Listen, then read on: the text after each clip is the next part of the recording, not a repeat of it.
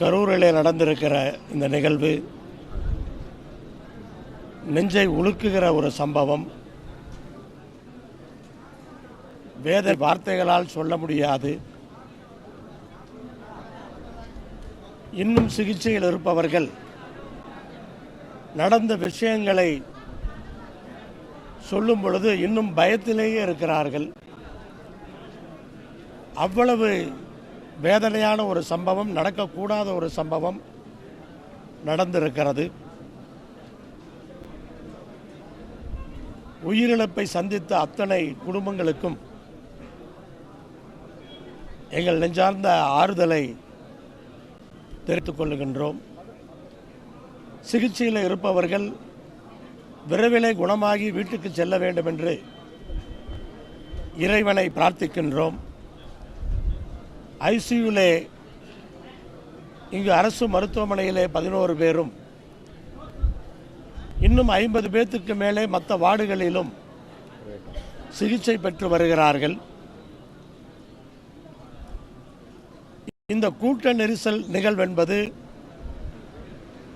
1992ஆம் ஆண்டு கும்பகோணம் மகாமக நிகழ்ச்சியின் போது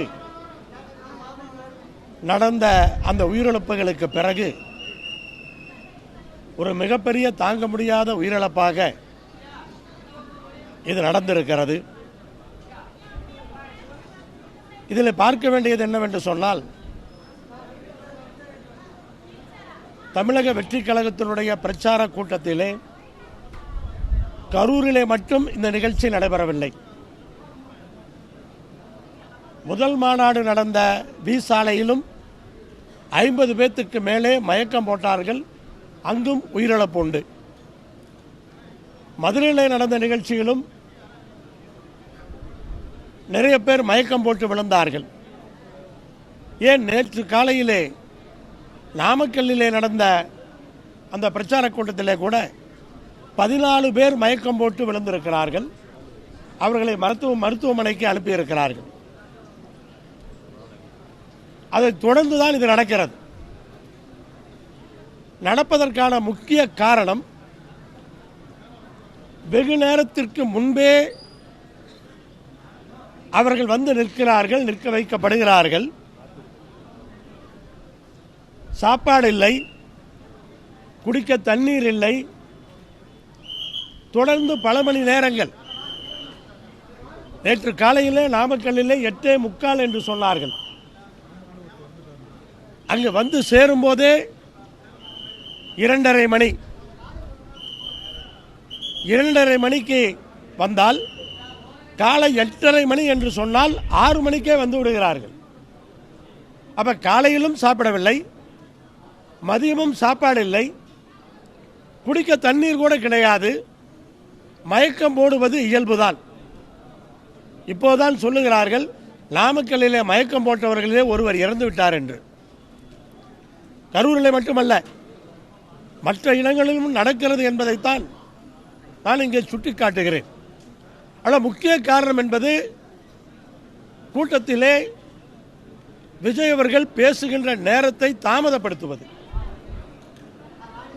இப்ப நாமக்கல்லிலே நேற்று காலையிலே 8:30 மணி என்று அறிவித்துவிட்டு அவர் சென்னையிலேயே இல்லத்திலிருந்து 8:30க்கு தான் கிளம்புகிறார். எதற்காக அவ்வளவு முன்னாடி சொல்ல வேண்டும்?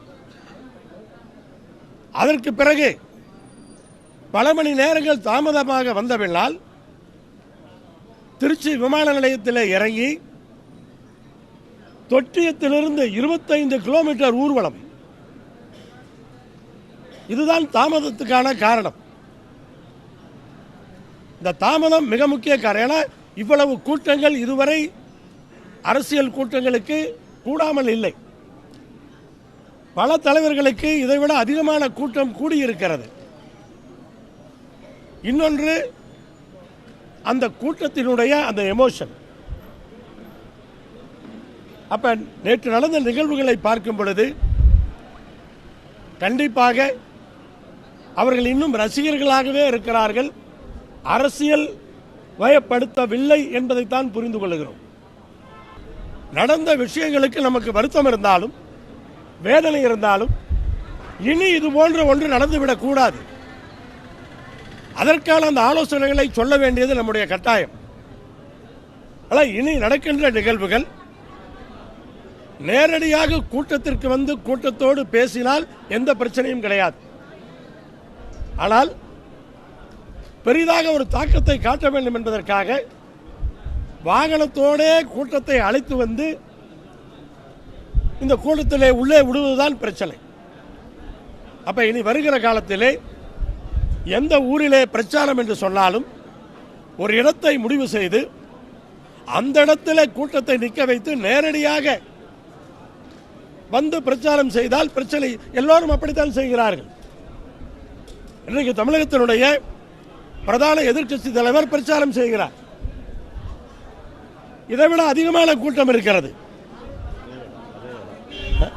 அதே இடம் தான், அதே இடம் எல்லா ஊர்லயும் பண்றாங்க, எல்லா தொகுதியிலையும் பண்றாங்க. காரணம் என்ன? நேரடியா வண்டியில் வர்றாங்க, நேரடியா அந்த இடத்துல பிரச்சாரம் பண்றாங்க. கூட்டத்தை புதுசா கொண்டு வந்து விடல. பிளே ஸ்டோர் மற்றும் ஆப் ஸ்டோரில் இருந்து பாலிமர் செயலியை QR கோடு மூலம் பதிவிறக்கம் செய்யுங்கள். செய்திகளை உடனுக்குடன் பெறுங்கள்.